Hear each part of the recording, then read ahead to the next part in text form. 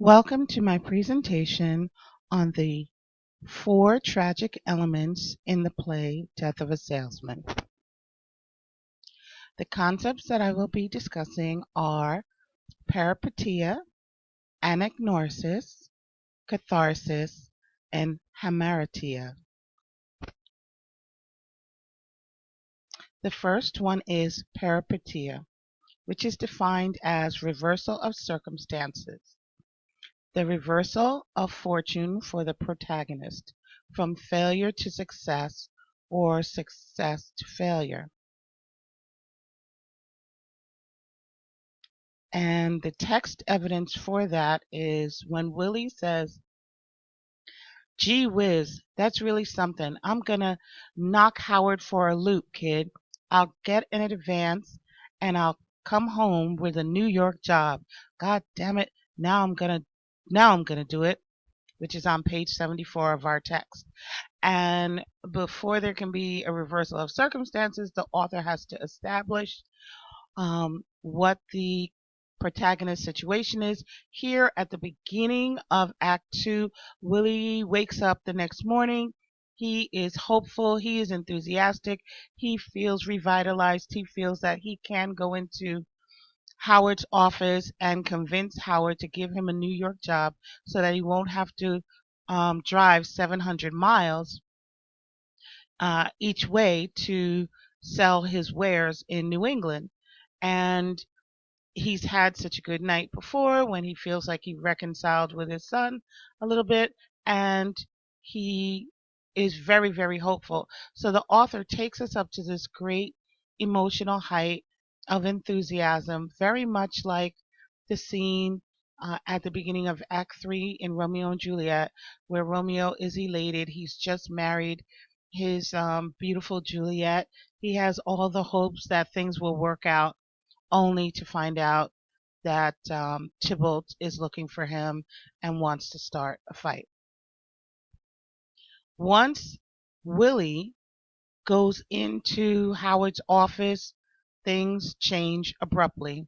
So Howard says, "I don't want you to represent us.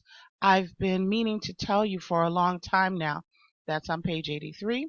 And then once Willie is fired and leaves, he goes to Charlie's office and says, "Charlie, I'm strapped. I'm strapped.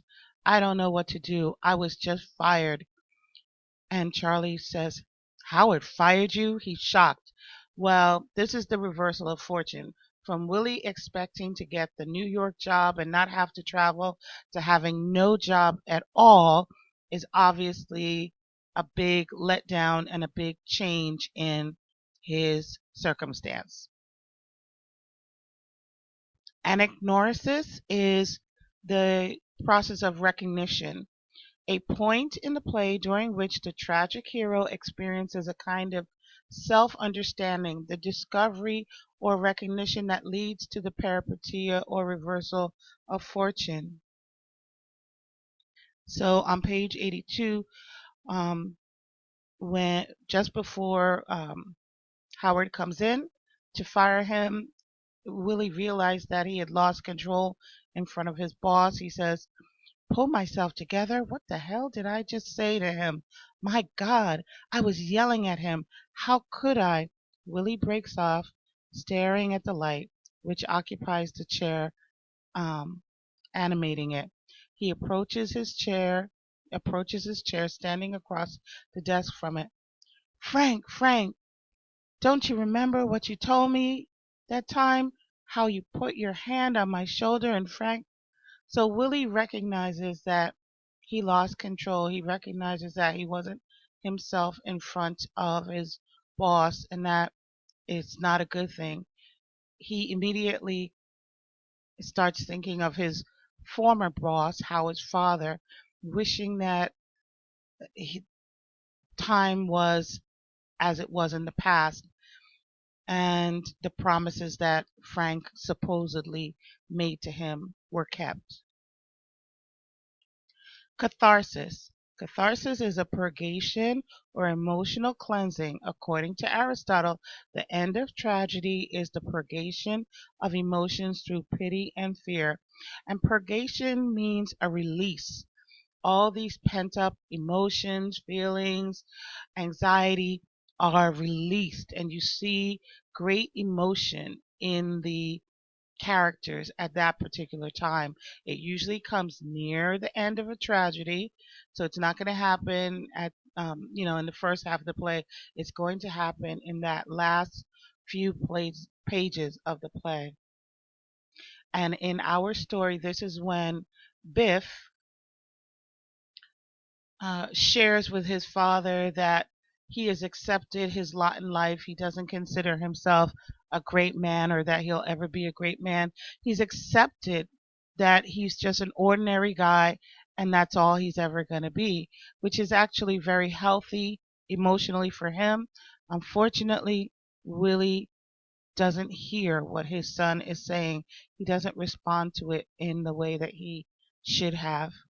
But he does feel happy that Biff loves him. He feels satisfied that Biff no longer hates him.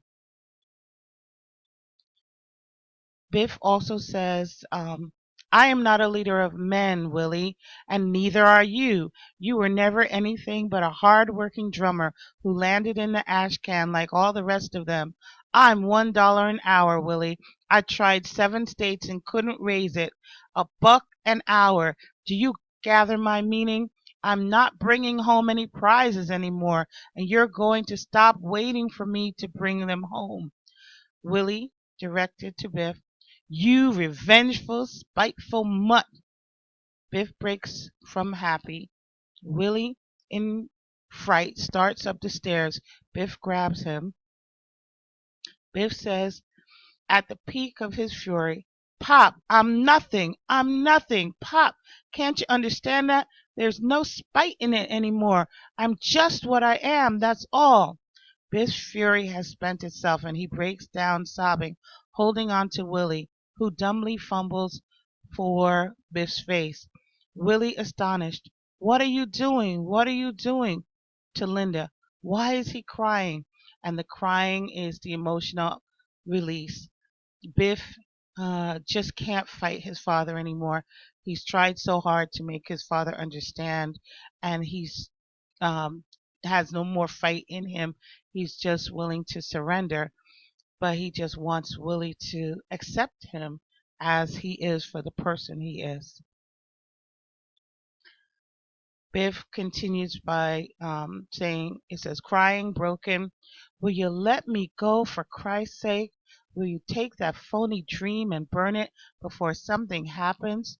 Struggling to contain himself, he pulls away and moves to the stairs. I'll go in the morning. Put him in. Put him to bed. Exhausted, Biff moves up the stairs to his room. Willie, after a long pause, astonished, elevated. Isn't that remarkable? Biff likes me. So after this great emotional scene between the father and the son, Willie is supposed to, or we would like, if he was a different kind of man, to realize my son is going to be okay. He doesn't have to have the same dreams that I have. He doesn't have to want the same life that I want for him. He's going to be okay, and we can just live peaceably as father and son. But because Willie is a tragic hero, when the moment of decision comes, Willie makes the wrong decision. Hamartia is the tragic flaw. So on page 83, Howard said to Willie, this is no time for false pride, Willie. You go to your sons and you tell them that you're tired. You've got 2 great boys, haven't you? And Willie responds to Biff on page 133. Oh, Biff, staring wildly, he cried to me. He is choking with his love and now cries out his promise. That boy is going to be magnificent. The same words he used at the end of Act 1, instead of giving up the false dream um, of Biff becoming a great businessman someday and accepting Biff for what he is and who he is, Willie continues down the path of the false dream. And he's even more determined to help Biff become this great businessman. And this is what he's thinking when he goes through the door for the final time. He's thinking that uh, if he commits suicide, if he crashes a car, Biff will get this $20,000 life insurance policy and he can use it to start the business and to become a great businessman. Not realizing that even if Biff got the money, that's probably not what he would do with it because that dream was Willie's dream. That dream was not Biff's dream. Willie says, "Can you imagine that magnificence with $20,000 in his pocket?" Willie also says, calling into the kitchen, "Yes, yes, coming. It's very smart. You realize that, don't you, sweetheart? Even Ben sees it. I gotta go, baby. Bye-bye." Going over to Ben, almost dancing. "Imagine when the mail comes, he'll be ahead of Bernard again." So there goes the competition between Ben and Biff, the two foils in the story, and Willie still wants Biff to be able to outshine Bernard as he did when he was in high school, and Willie has completely missed the point of the catharsis when Biff was trying to explain to his father who he really was. Okay, so what I was trying to do here was show you that when you have ideas about the play, you need to be able to support them by evidence from the text. And I found several quotes to support my ideas on the 4 tragic elements and how they manifest themselves in the work. So you must be able to support your ideas with specific statements from the play and then take those statements and elaborate on them when you turn it into a paper. Okay, I hope this helps you, and shout out to the supporters. Thank you for being great students, and I will see you soon. Bye bye.